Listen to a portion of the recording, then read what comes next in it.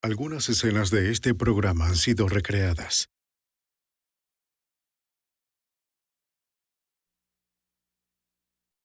En 1981, un testigo les habló a los investigadores de un doble asesinato en Idaho. Cerca del campamento de un cazador encontraron el cuerpo de un guarda y pesca. El cuerpo de un segundo oficial estaba desaparecido, junto con el asesino, Claude Dallas. Los investigadores seguirían al montañés a través de un terreno implacable, uno que Dallas conocía mejor que nadie. En una zona marcada por el sentimiento antigubernamental, el FBI sabía que la persecución sería difícil, pero Dallas debía ser encontrado. La evidencia se acumula, no tienen sospechosos evidentes. El centro de comercio es bombardeado. Ted Kaczynski es arrestado.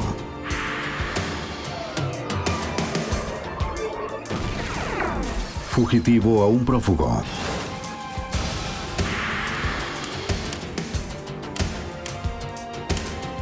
Los archivos del FBI. El sol se puso en el salvaje oeste hace tiempo, pero algunos se negaron a abrir los ojos. Claude Dallas era uno de ellos, un cazador astuto que desconfiaba de la autoridad. Dallas caracterizó el fuerte individualismo que forjó este país. Fue muy lejos al matar a 2 guardas de caza y pesca en el año 81. La ley que tanto despreciaba comenzó a asediarlo. Pero Dallas conocía la tierra y podía vivir de ella el tiempo que necesitara. Encontrarlo no sería fácil. Soy James Castron, exdirector de la oficina del FBI en Nueva York. Un hombre como Dallas podría esconderse en cualquier sitio. La gravedad de su crimen exigió que nunca dejáramos de buscar. Una patrulla moderna formada para capturar al rebelde y entregarlo a la justicia. El vaquero asesino. El 5 de enero de 1981, Jim Stevens llegó al campamento de un amigo cazador llevando provisiones según lo prometido. Hizo unos disparos de advertencia para avisar de su llegada. Sabía que su anfitrión no le gustaba ser sorprendido por visitantes sin previo aviso. El cazador Claude Dallas creó el sistema de disparos de advertencia. Hola, Jim. Era cauteloso de su campamento. Buen Dallas. Dallas estaba feliz de tener los suministros. Esperaba el invierno en Bull Basin, un área remota al suroeste de Idaho, cerca de la frontera con Nevada. Había cazado unos linces fuera de la temporada y planeaba vender sus pieles en primavera, pero antes necesitaba comida para mantenerse. Hay que bajar al río para ver qué sucede. Además de reabastecer el campamento de Dallas, Stevens fue a buscar utensilios de indios. Planeó buscar a lo largo del río. En un área tan aislada era obvio que encontraría nuevos artículos para su colección. Revisa el área mientras veo lo que trajiste. De acuerdo. Dallas se quedó para revisar sus nuevas provisiones.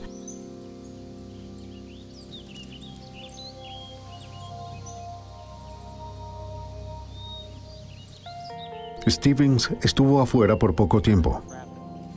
Al escuchar voces, Jim Stevens regresó pronto al campamento. Descubrió que su amigo no estaba solo. Todo el camino desde Nevada. Dallas estaba discutiendo con 2 guardas de caza y pesca, Bill Pogue y Conley Elms. Oiga, señor Alto, un momento, ¿tiene un arma? Él es Jim Stevens. Stevens observó que la pistolera de Dallas estaba vacía. Aunque los oficiales no solían encontrarse con problemas, muy pocos montañeses se alegraban al verlos. Le pidieron la pistola a Stevens, siguiendo el procedimiento normal. Muy bien, desde el principio.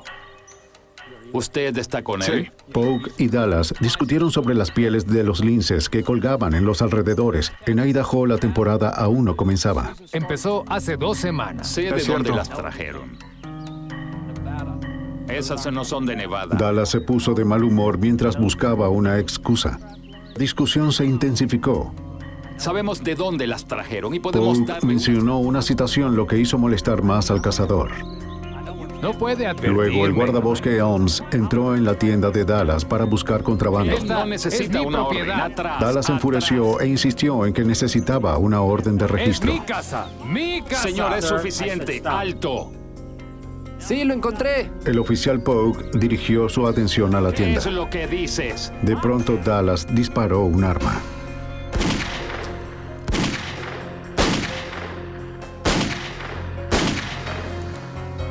¿Qué acaba de pasar? ¡Los mataste! ¿Por qué les disparaste? Sacó una .357 que tenía escondida y la descargó en los oficiales desprevenidos. Oh, Dios. Sin decir una palabra, Dallas tomó su rifle calibre .22 y lo apuntó con cuidado detrás de la oreja de Bill Pogue. Conley Elms se encontró con el mismo destino. Jim Stevens estaba aturdido. Dallas sostuvo que Pogue intentó sacar su arma. Stevens se había volteado justo antes de que comenzaron los disparos y no podía negar la afirmación de Dallas. Viste su mano en su arma. Juré que esta sería la última vez que me arrestaban. Oh, Dios. No lo harán de nuevo. ¿Pero tenías que matarlos? Pero ¿por qué el oficial sacaría su arma? ¿Y por qué asesinaron a Elms? Tal vez su amigo se había vuelto loco. Será mejor que busques algo Temiendo para por su tu vida, Stevens decidió que lo mejor era cooperar. Obedeció las órdenes de Dallas. Usando una de las mulas de Dallas, arrastraron el cuerpo de Bill Pogue hasta la cresta en donde estaba el auto de Stevens. Ahí metieron el cuerpo y regresaron al campamento. Como el cuerpo de Conley Elms era muy pesado para que la mula pudiera subirlo por la cuesta, Dallas sugirió descuartizarlo y recoger las partes. Al final lo arrastraron casi 1 kilómetro por el terreno rocoso hasta el río.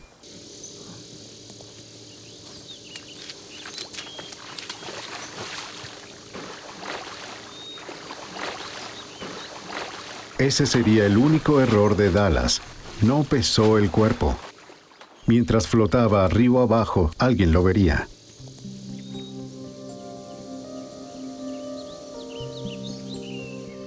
Como cazador, Dallas sabía todo sobre dejar huellas. Debía cubrir las suyas para dificultárselo, complicárselo a los investigadores que lo perseguirían. Usando querosén, quemó las manchas de sangre dejadas al mover el cuerpo. Stevens tuvo que ayudarlo. Después, Dallas hizo 2 fogatas pequeñas para quemar las sogas con las que movieron los cuerpos y parte de sus equipos. Intentó deshacerse de cualquier cosa que tuviera sangre.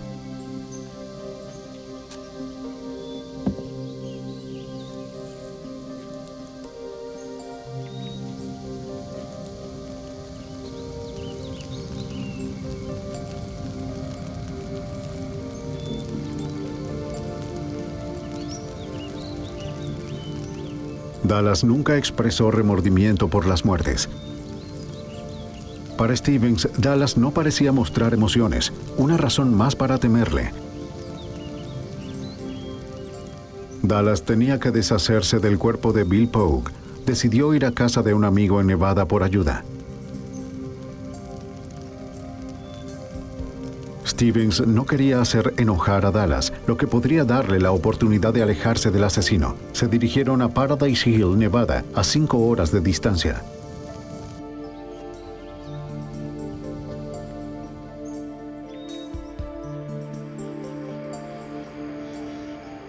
Mientras conducía, Dallas trató de convencer a Stevens de que las muertes habían sido un homicidio justificado. Dijo que los guardabosques habían invadido su territorio y lo amenazaron. Él solo se había defendido.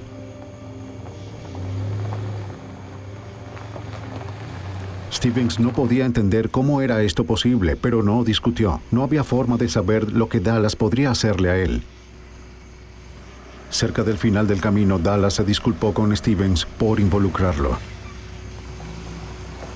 Llegaron a la casa de George y Liz Nielsen en Paradise Hill alrededor de las 11 en punto de esa noche. Los Nielsens eran dueños de una taberna pequeña fuera de su hogar y ya estaban cerrando. ¡George! ¡George! ¿Quién es? Váyanse de aquí. ¡George, es Claude! ¡Abre! Dallas le dijo a su viejo amigo George que había asesinado a 2 oficiales. Necesitaba la ayuda de Nielsen. Con otros a su alrededor, Jim Stevens ya no temía por su vida, pero lo que había visto y hecho aún lo aterraba. Dallas le contó a George y a Liz Nielsen que tenía un cuerpo afuera y que el otro estaba en el río cerca de su campamento. George Nielsen compartía con Dallas el descontento por la ley y creyó en la afirmación de defensa propia. Aceptó ayudar. Dallas le dijo a Stevens que se podía ir y le pidió prestada la camioneta de Nielsen para sacar el cuerpo de Pogue y enterrarlo. Enseguida salió para que Dallas pudiera mover el cuerpo del auto a la camioneta de Nielsen. Espera un momento. Vamos.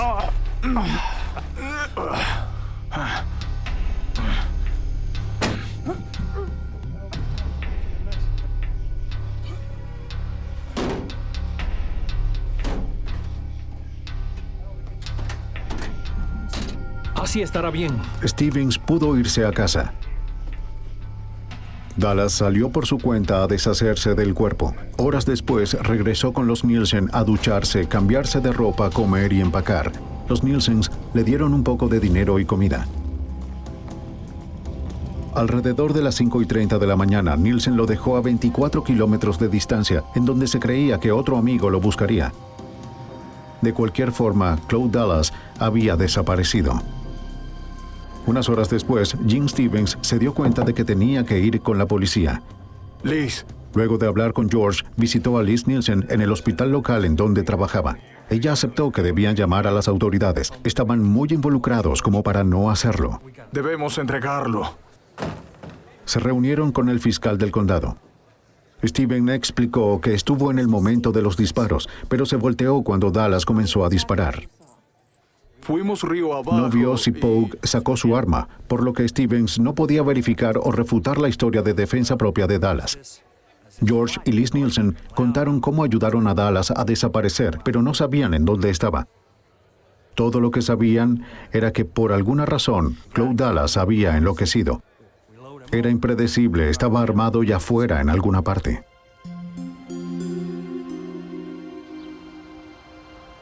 Si Stevens decía la verdad, había 2 oficiales muertos y un asesino en fuga. El fiscal contactó al alguacil del condado de Owyhee, Tim Nettleton, y llamó a las autoridades locales. Notifiqué al departamento de la policía para obtener asistencia debido a la experiencia que podrían proporcionarle a mi departamento. Mientras Nettleton se preparaba para investigar la escena del crimen y verificar la historia de Stevens, llamaron al FBI para rastrear a Dallas. El agente especial Frank Nensel, quien estaba asignado en Reno, fue asignado como el agente del caso de Nevada. Se contactó al FBI para la investigación de los asesinatos de los oficiales Polk y Helms, porque se creía que primero Dallas había asesinado a estos 2 oficiales a sangre fría y segundo, que había huido del estado de Idaho para evitar el juicio. Tenemos 6 áreas boscosas, agua y un terreno muy extenso. Dallas conocía el terreno y tenía una ventaja, pero el FBI tenía que encontrarlo. El alguacil Ken Nettleton estuvo encargado de la investigación de la escena del crimen en donde Claude Dallas asesinó a los 2 oficiales. Estaba acompañado por agentes y forenses expertos del estado. Un investigador a bordo de un helicóptero del noticiero vio un cuerpo en el río. Informó por radio al equipo terrestre y ubicaron el cuerpo del guardabosque Conley Elms atrapado debajo de una rama sumergida. Al menos una muerte fue confirmada. De vuelta en el campamento, los oficiales se acercaron a la tienda de Dallas con precaución en caso de que estuviera esperándolos. Pero solo quedaban pieles y cuero. Con el área asegurada, el alguacil Nettleton y el equipo forense podían comenzar a verificar el resto de la historia de Stevens. No podían basarse solo en el testimonio de un testigo. Necesitaban evidencia sólida para ubicar a Dallas en la escena del crimen y probar lo sucedido más allá de una duda razonable. Los investigadores grabaron y tomaron fotos para conservar la ubicación de las huellas y otras evidencias. Estaban más interesados en recolectar evidencia balística. Los examinadores necesitaban recuperar las armas de los oficiales y cualquier bala que hubieran disparado. La pregunta era si los guardabosques habían disparado o si incluso habían sacado sus armas. Si lo habían hecho, quizás Dallas podría ser inocente de asesinato. Los investigadores encontraron casquillos de calibre .357 y .22, los cuales esperaban que los ayudaran a determinar quién los había disparado. A pesar de haber quemado la evidencia, quedaban muchos restos. Las ramas quemadas podrían dar pistas sólidas. En el proceso descubrimos dónde habían sido amontonadas las ramas de Artemisa sobre la sangre, que luego identificaron como la de Bill Poe y la de Conley Elms. Estaba quemada y supusimos que era para destruir la evidencia. Fue un trabajo arduo, pero su meticulosidad fue crucial. Incluso el más pequeño rastro de evidencia sería útil para el examinador del Laboratorio Criminalística del Estado de Idaho, Rick Ruff.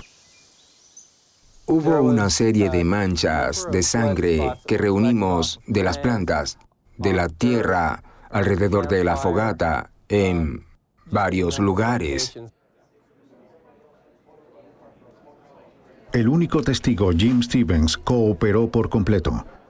Su testimonio ayudaría al oficial Harry Capol de Idaho a reconstruir los asesinatos. Creo que al día siguiente llevamos a Steve de vuelta a la escena del crimen e hicimos que nos guiara mostrándonos en dónde estaba parado Elms, en dónde estaba parado Poe, en dónde estaba él, en dónde estaba ubicado Dallas. Y luego procedimos a tomar varias fotografías.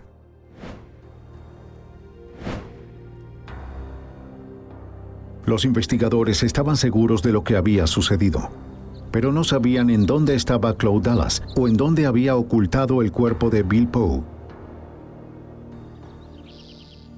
Gracias a todos por venir hoy.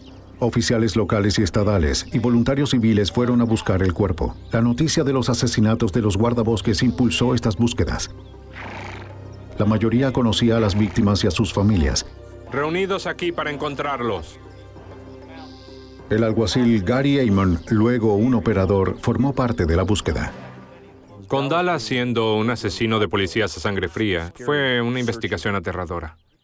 Pero había indignación afuera, por lo que queríamos ayudar a las familias a encontrar el cuerpo para que pudieran enterrar a su ser querido.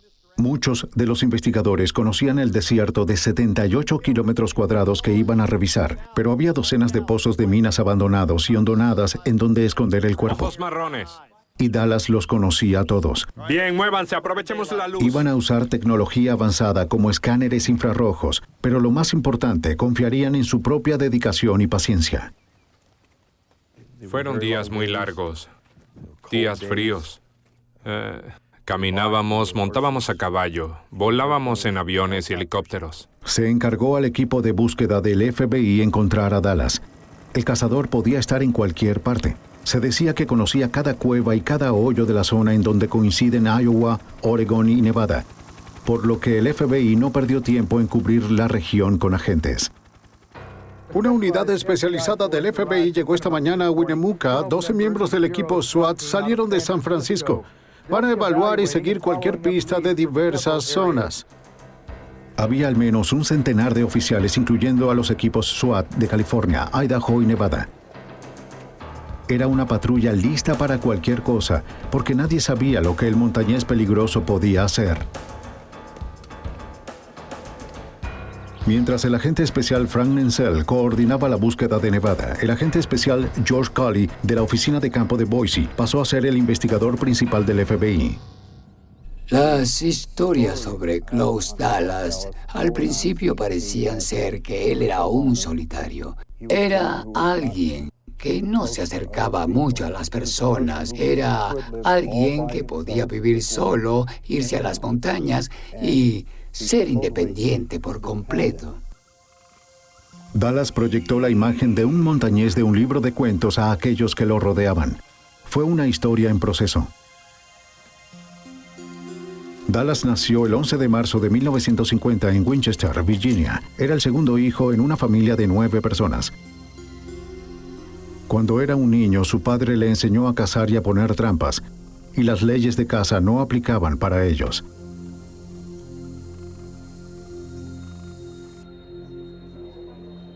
El FBI se enteró de que el nombre de Dallas ya estaba en sus archivos por un cargo de deserción hacía más de 10 años. Cuando tenía 18 años, se registró en el reclutamiento según lo exigía la ley. Luego dejó a su familia y se dirigió a California.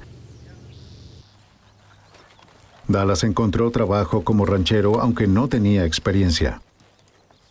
Pero aprendió rápido y pronto se hizo conocido por su esfuerzo y por su descontento por la ley. Después de varios años siguió adelante, tal vez sin saber que el FBI lo buscaba por deserción. En 1973, el FBI capturó a Cloud Dallas. Lo arrestaron por no presentarse al reclutamiento, pero la junta encargada no pudo probar que alguna vez recibió sus avisos. Retiraron los cargos. Fue su primera victoria sobre las leyes del gobierno que despreciaba. Dallas se mudó a Paradise Hill, Nevada. Decidió cambiar su trabajo de ranchero por la vida de un cazador. Quería ser independiente. En poco tiempo, Dallas se ganaba la vida como cazador en las tierras salvajes de Nevada. Aunque tenía licencia, sus trampas solían violar las leyes estatales de caza por uso de cebo ilegal. Los cazadores legales tenían poco respeto por su negocio. El alguacil Nettleton conocía la reputación de Dallas.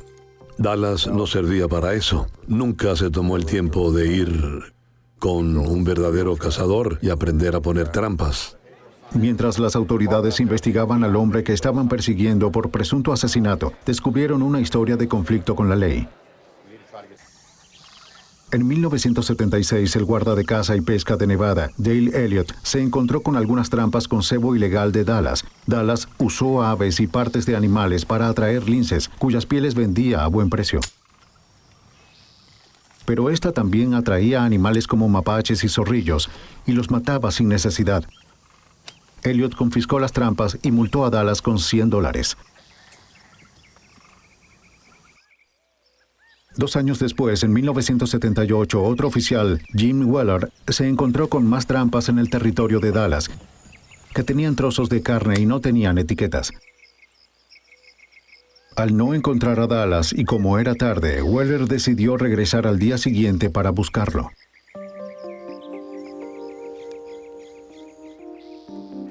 A la mañana siguiente, Weller y el ayudante del alguacil encontraron la camioneta de Dallas, pero de nuevo no pudieron localizar a Dallas.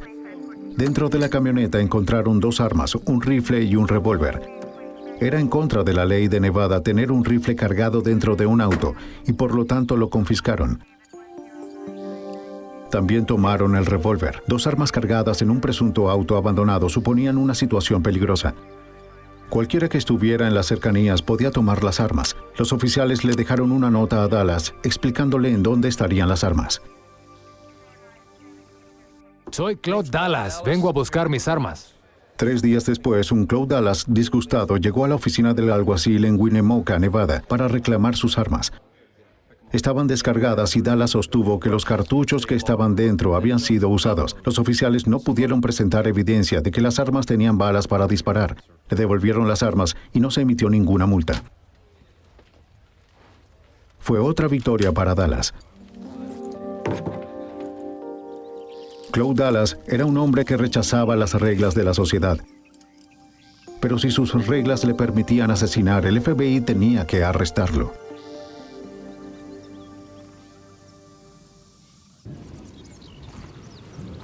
A solo días de las muertes de los 2 oficiales, los agentes del FBI reunieron información acerca del asesino Cloud Dallas.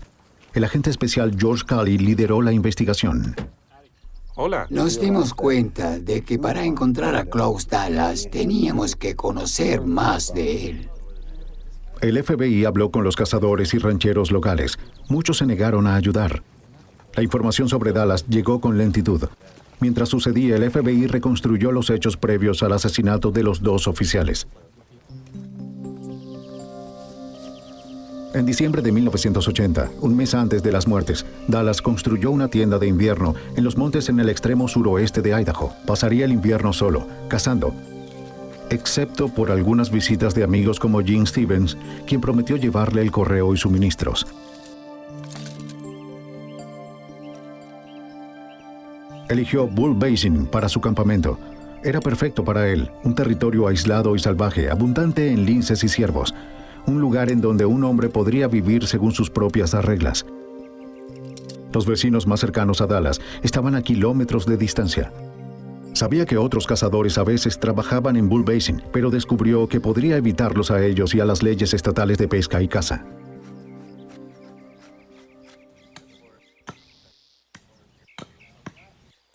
Pero un día su vecino lo visitó. Eddie Carlin era dueño del rancho 45 a 20 kilómetros de distancia. A menudo cazaba en Bull Basin y quería saber quién estaba trabajando en su territorio. Carlin vio pieles de lince en el campamento. Cuando hizo un comentario, Dallas dijo que no creía en las leyes hechas por el hombre. Que hagan todo en línea recta. Algo sobre el cazador hizo que Carlin se sintiera incómodo. Tengo unas 45. Observó con nervios la .357 de Dallas, un arma más poderosa de lo que un cazador necesita. Carlin dejó en claro que su familia había cazado en Bull Basin durante años. Al final acordaron trabajar en zonas separadas de Basin. Voy a estar más alejado entonces. De acuerdo. Se mantendrían alejados del territorio del otro. Por el momento, Eddie Carlin estaba más preocupado por un par de cazadores que practicaban la caza furtiva en su rancho. En el noroeste, trabajar en el territorio de otro hombre es como robar directo de sus bolsillos. Carlin condujo 2 horas al teléfono más cercano para alertar al Departamento de Caza y Pesca. Eran las 10 de la noche el 4 de enero cuando Carlin contactó al oficial Bill Pogue.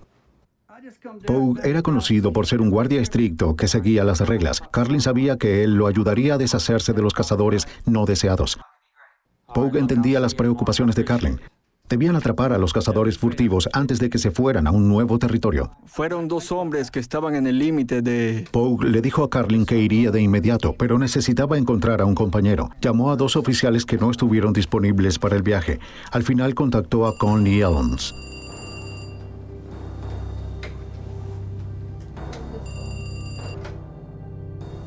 Hola. Era tarde, pero cuando Elms escuchó el problema, aceptó ir de inmediato. Los guardas de caza y pesca llegaron al rancho 45 a las 3 de la mañana el 5 de enero. Después de unas horas de descanso en sacos de dormir, los hombres se unieron a Eddie y a Joan Carlin para el desayuno. Eddie describió a los cazadores furtivos que estaban cazando en su territorio. Los oficiales estudiaron cómo acercarse a ellos. Te veré en la mañana. Luego Joan añadió que había otro hombre llamado Claude Dallas cazando en Bull Basin. Estaba cazando fuera de temporada. Eddie les dijo que se cuidaran de Dallas. Los guardabosques dijeron que se cubrirían el uno al otro. Primero salieron para enfrentarse a los cazadores en el rancho 45. Hay que bajar al río para ver qué sucede. Jim Stevens llegó al campamento de Dallas a media mañana y salió a buscar utensilios, dejando a Dallas solo. Los oficiales entraron al campamento para verificar las posibles violaciones de trampas. Claude Dallas.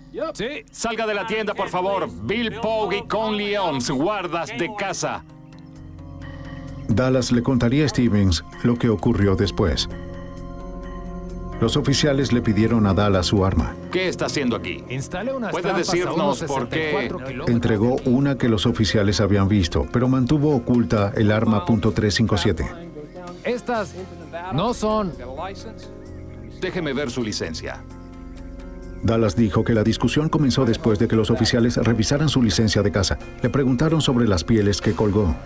¿Qué hay dentro de la tienda? Pogue presionó a Dallas por las pieles de lince y la furia de Dallas aumentó. ¿Qué hay de estas pieles? ¿Estas pieles no son de aquí?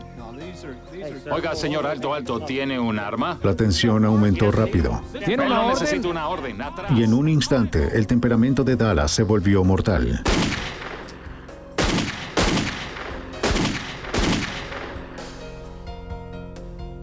Dios, ¿por qué les disparaste? Pero tal vez lo más horrible fue la manera en que ejecutaron a las víctimas.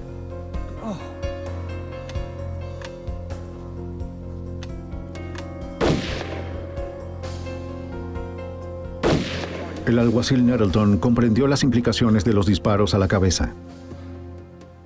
Ese disparo detrás de la oreja fue para acabarlo. Es la forma más común de un cazador de conceder la muerte. Era obvio que Dallas consideró a los guardabosques no más que animales tambaleándose en una de sus trampas. La naturaleza fría y terrible del crimen no alteró a Dallas. Con calma trató de cubrir sus huellas, intimidando a Jim Stevens para que lo ayudara. Luego desapareció.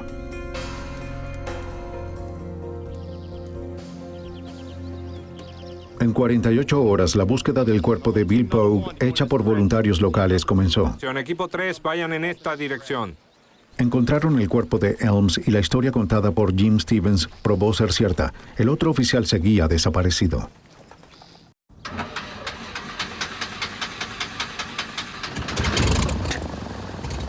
Las autoridades locales y estatales usaron cada herramienta a su disposición, incluyendo el avión del alguacil Nettleton.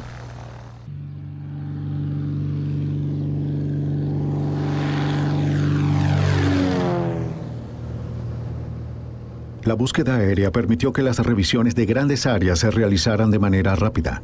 Era necesario en un territorio tan extenso. ¿Entendiste? La tierra recién excavada u otras señales de las acciones de Cloud Dallas podrían ser visibles desde el aire.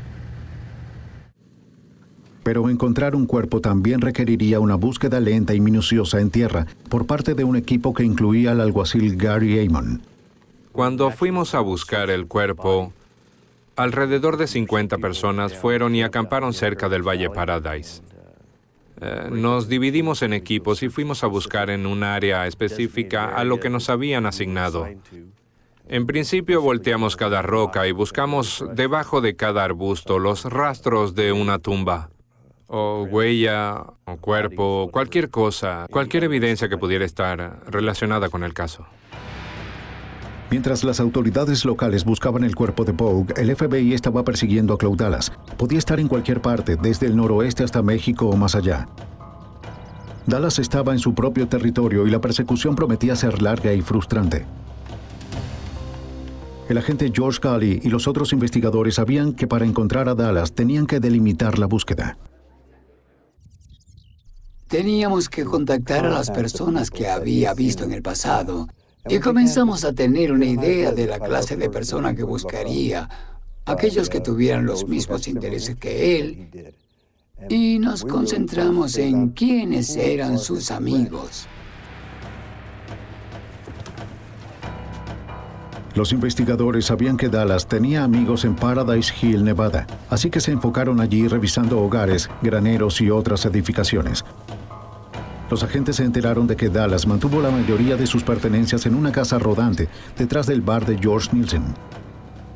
Cuando los investigadores lo revisaron, descubrieron cerca de 20 armas y algunos manuales de entrenamiento en combate. Era evidencia importante de que estaban tras un hombre peligroso y que sabía cómo matar. Hola, quisiera hacerles algunas preguntas. Dentro del bar de Nielsen, el FBI interrogó a todos los que conocían a Dallas. Los Nielsen colaboraron y les dieron a los agentes la misma información que le dieron al fiscal del condado.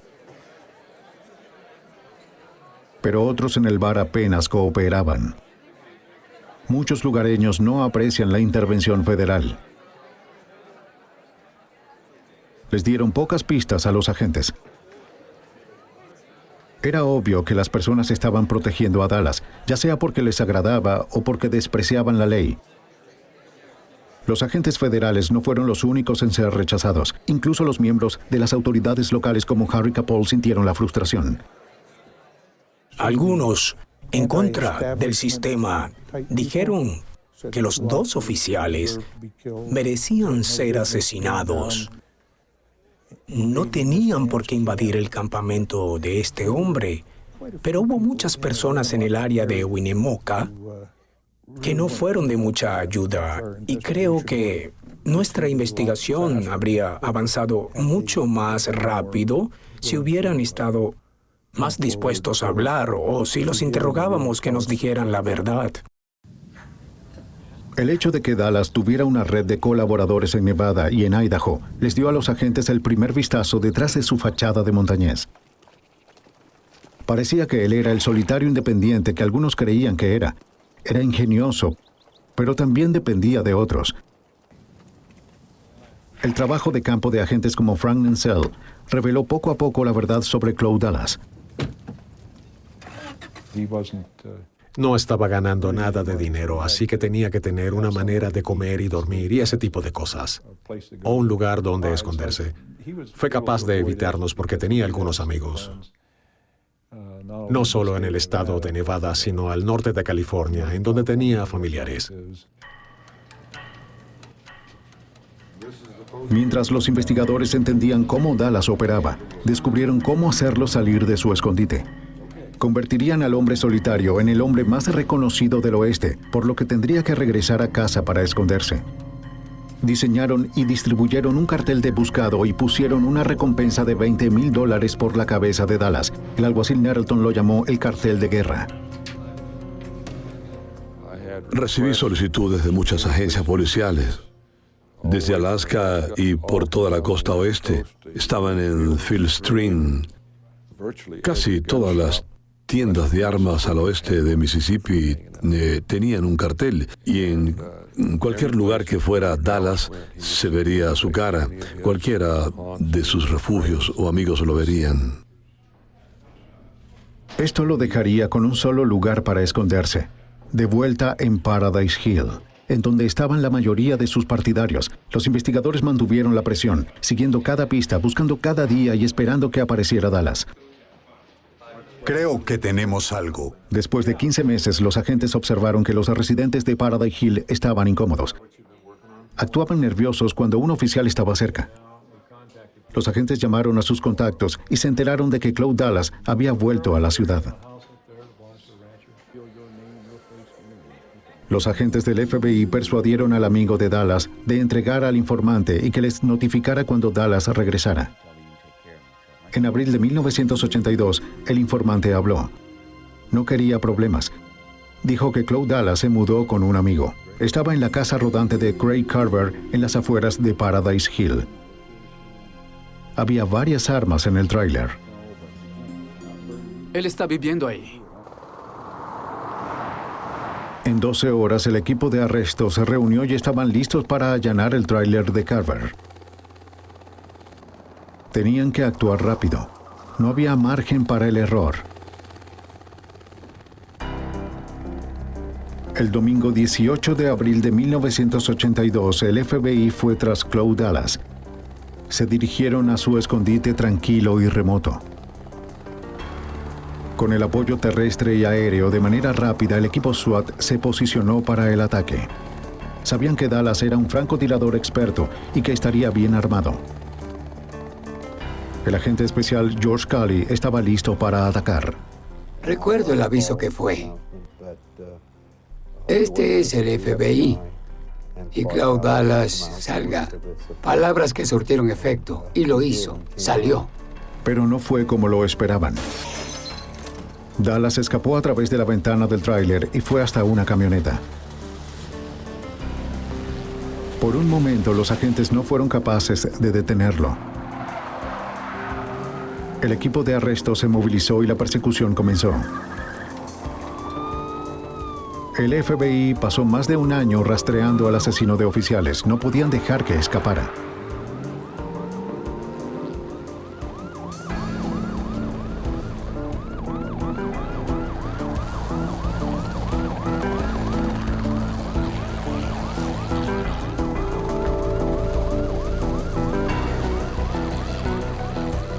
Las patrullas y el helicóptero no lo perdieron de vista a pesar del peligro.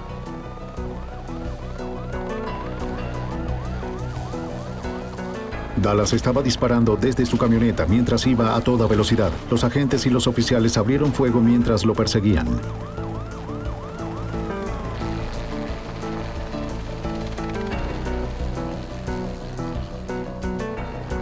Parecía indetenible e incluso a prueba de balas.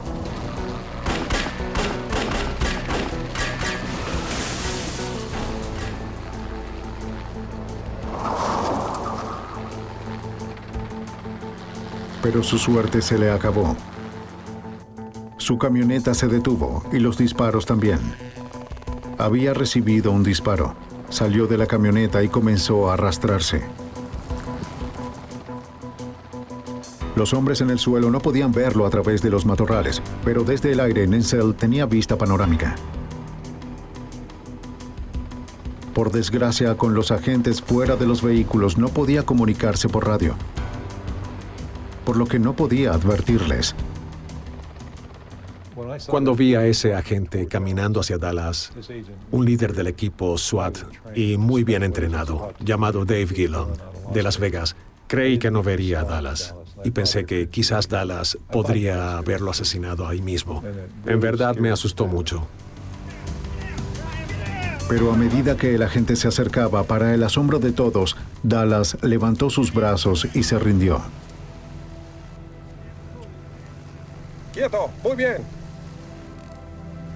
¡Arriba!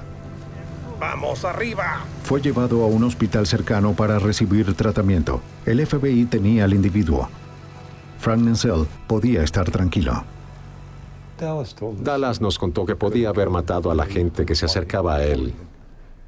Y le agradecí por no matarlo. Con Claude Dallas bajo arresto, los fiscales comenzaron a construir el caso en su contra. Esta mañana los investigadores revisaron las pertenencias de Dallas en busca de evidencias para ayudar a enjuiciarlo. Los artículos encontrados incluyeron trampas, tablas de estiramiento para pieles, ropa... Creo que existe la posibilidad de que tengamos el arma homicida, pero no lo sabemos. ¿Cuántas armas están buscando?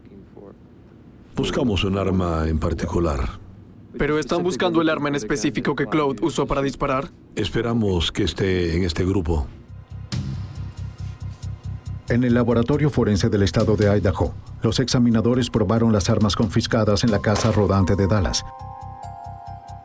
Esperaban encontrar las armas usadas para ejecutar a los oficiales. Pero las pruebas no fueron concluyentes.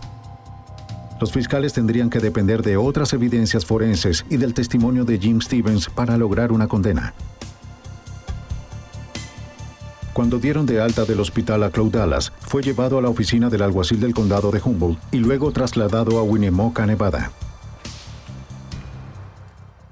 Cuando tuvieron a Dallas bajo custodia y lo llevaron al aeropuerto de Winnemucca, fue una sensación de mucho alivio. Había terminado. Ahora pongámoslo a prueba. Las autoridades no corrieron riesgos. La seguridad fue reforzada en el Palacio de Justicia del Condado de Owyhee para la llegada de Dallas.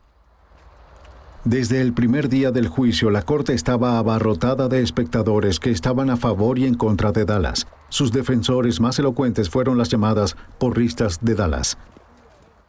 Durante el juicio hubo un grupo, en su mayoría de mujeres, que se oponían abiertamente a cualquier aplicación de la ley. Pensaban que el señor Dallas era lindo y estaba siendo condenado. No me importó decirle a nadie que no teníamos ningún problema en acusarlo. La fiscalía esperaba una condena fácil por los cargos de homicidio en primer grado. Tenían un testigo de la escena del crimen, evidencia forense y un acusado que evadió la captura por un año. Pero no sería fácil. Ya fuera por su defensa sólida o el carisma de Dallas, después de 7 días de deliberación, el jurado llegó a un veredicto impactante. En lugar de la acusación máxima de asesinato en primer grado, encontraron a Claude Dallas culpable de 2 cargos menores de homicidio voluntario. Si Dallas engañó al jurado, al juez no. Le dio a Dallas la máxima sentencia que pudo, un total de 30 años. Durante el juicio, Dallas dio la ubicación del cuerpo de Bill Pogue. Esto proporcionó cierto alivio a las personas que lo habían buscado durante meses. Aún así, muchos sintieron que no se había hecho justicia. Nos sorprendió que Dallas se hubiese salido con la suya porque había asesinado a sangre fría a 2 oficiales excelentes de Idaho. Y no solo los asesinaron, sino que les dispararon en la cabeza como si fueran animales que atrapó en una trampa. Pensé que esa era la peor decisión. No hubo justicia. Me sentí mal por la aplicación de la ley. Pero en verdad me sentí mal por la familia de Pogue y Elms. Pensé que eso fue trágico. El cuerpo de Bill Pogue fue recuperado de una tumba poco profunda a unos 80 kilómetros al suroeste de Paradise Hill, Nevada, y Claude Dallas comenzó a cumplir su condena en la penitenciaría del estado de Idaho. Pero el sufrimiento no estaba terminado. Después de 3 años en prisión, el domingo de Pascua de 1986, de nuevo se convirtió en fugitivo.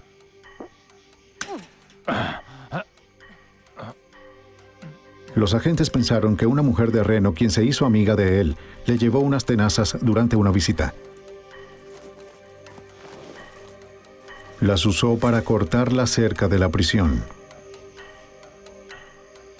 Al parecer también le proporcionó el auto para escapar. Ahora Dallas era un asesino y fugitivo, y el equipo de búsqueda respondió con toda su fuerza. Parece que... El FBI lo colocó en su lista de los 10 fugitivos más buscados a pedido del agente especial George Cully. Sabíamos que podíamos tener dificultades para encontrarlo y por eso debíamos ponerlo en los 10 más buscados. Con esta publicidad no solo en todo el país, sino en todo el mundo, y con cada uno de nuestros carteles de los más buscados. El agente especial Nencel aceptó la lista de los 10 más buscados. Tienes el respaldo de todo el FBI, más de lo que harías en un caso regular. Es decir, tenemos todo el equipo, helicópteros, aviones, asesoramiento técnico, laboratorio, equipo SWAT, personas capaces de hacer todo tipo de cosas que te ayudarán a liderar un caso de los 10 fugitivos más buscados del FBI. Los medios también le prestaron más atención al caso, generando más pistas. La búsqueda tuvo un comienzo fuerte. Las esperanzas eran altas cuando los agentes ubicaron el auto que el asesino usó para escapar. Los examinadores forenses lo revisaron para encontrar huellas. Quizás los llevaría hasta el fugitivo, pero no dejó ningún rastro. Unos meses después de la fuga de Dallas, los agentes tenían una buena pista sobre su paradero. Se estaba escondiendo en el pequeño pueblo minero de Eureka, Nevada. Bajo el velo de la oscuridad, los equipos SWAT de Las Vegas y Reno llegaron para el ataque. Arrojaron un artefacto llamado granada aturdidora a través de la puerta principal para aturdir a cualquiera que estuviera adentro y deja una cortina de humo para cubrir a los agentes al ingresar. ¿Al final llevarían a la justicia al fugitivo Cloud Dallas?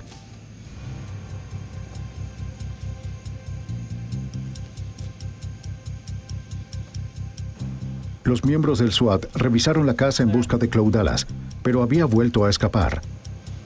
Tal vez los agentes estuvieron mucho tiempo en el pueblo y la voz se corrió.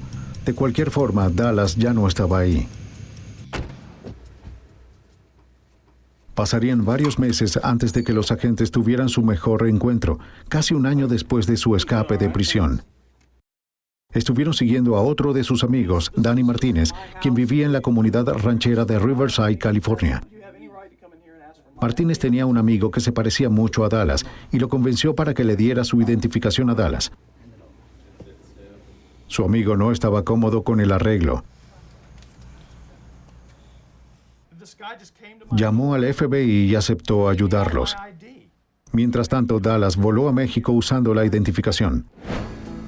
Se cortó el cabello, se afeitó la barba y se operó la nariz. Tenía una nueva apariencia, pero no había cambiado su patrón. Como antes, regresó a donde estaba su amigo, como lo predijeron los agentes.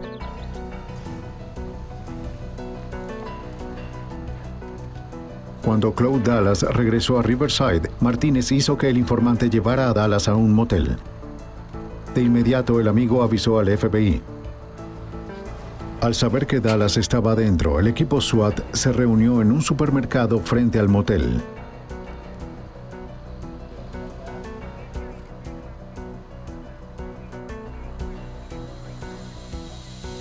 ¡Manos en la cabeza! ¡No estoy armado! Estaba rodeado y no estaba armado, por lo que no podía luchar esta vez.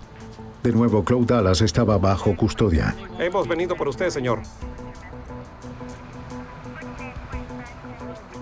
Lo llevaron de vuelta a Idaho para enfrentar un juicio.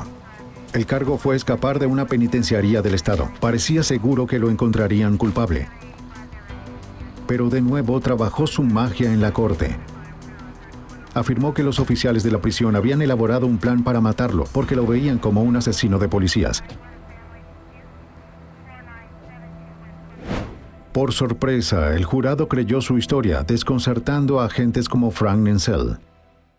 Dallas fue absuelto de escapar, lo que asombró por completo a todos los agentes del FBI que conocí que trabajaron en este caso, o a cualquier agente que haya escuchado sobre este caso. Fue increíble que Dallas pudiera escapar de la prisión, ir a juicio por eso y ser absuelto. Claude Dallas, quien admitió el asesinato de 2 oficiales, de alguna manera parecía encantador cuando se trataba de procesarlo. Para este momento se libró de su cargo de prófugo, se libró de dispararle a 2 oficiales y ahora se libraba del escape, ya que las autoridades son malas con este pobre niño. Esa siempre fue su defensa. Pero Dallas fue derrotado. Perdió la reducción en su sentencia por buen comportamiento y regresó a prisión a terminar sus 27 años restantes de condena. El alguacil Gary Amon vio a través de la falsa imagen de Dallas. Para mí, Claude Dallas quería ser un aspirante a vaquero solitario, pero no era tan rudo como creía que era. Harry Capol acepta. Creo que nunca se ganó el derecho a ser llamado montañés o un cazador. No era más que un ladrón y un asesino. Bendecidos sean los pacificadores. Después de las muertes de los guardas de caza y pesca, sus viudas iniciaron la construcción de un monumento a los oficiales caídos de Idaho. El monumento se erige como un testimonio de los verdaderos héroes del oeste. Esos hombres y mujeres juraron defender y proteger la ley. Oficiales caídos en servicio.